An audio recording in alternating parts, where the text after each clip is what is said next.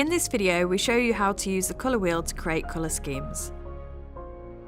One use of the colour wheel is to create colour schemes, and these fall into several categories. These are complementary, analogous, triadic, split complementary, and tetradic, which consists of both rectangular and square schemes. Let's start with a complementary colour scheme. If you are working with red, for example, you will find the complementary colour on the opposite side of the colour wheel, which in this case is green. These two colours work brilliantly together and create the perfect bold statement.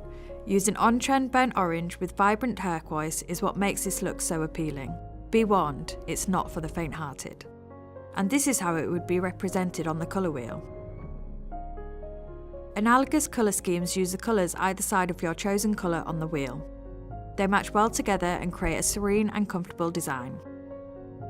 Purple is the main colour in this look. Paired with a deep navy and light shades of blue, it creates a well-balanced and mystical feel. Here's the analogous scheme using a colour wheel. Next, we have triadic schemes which make use of 3 points on the colour wheel, such as purple, orange and green.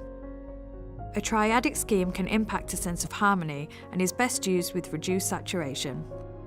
This look is all about having a healthy balance of 3 colours which are split perfectly in a triangle on the colour wheel. You often see blue and yellow working well together. However, if you wish to push this scheme a little further, try adding a touch of beetroot pink. This is the triadic scheme on the colour wheel. For a split complementary colour scheme, choose the base, then look for the 2 colours either side of the opposite colour.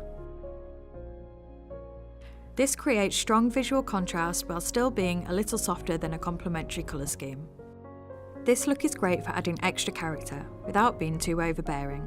If the colours are split evenly, it will create a harmonising finish. Tetradic schemes offer a little more complexity than previous options by introducing a 4th colour. These schemes are created from 2 complementing pairs and can offer plenty of possibilities. Just remember to balance the warm and cool colours.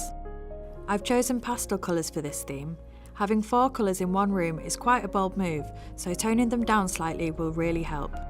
Here are the toned down colours within the colour wheel.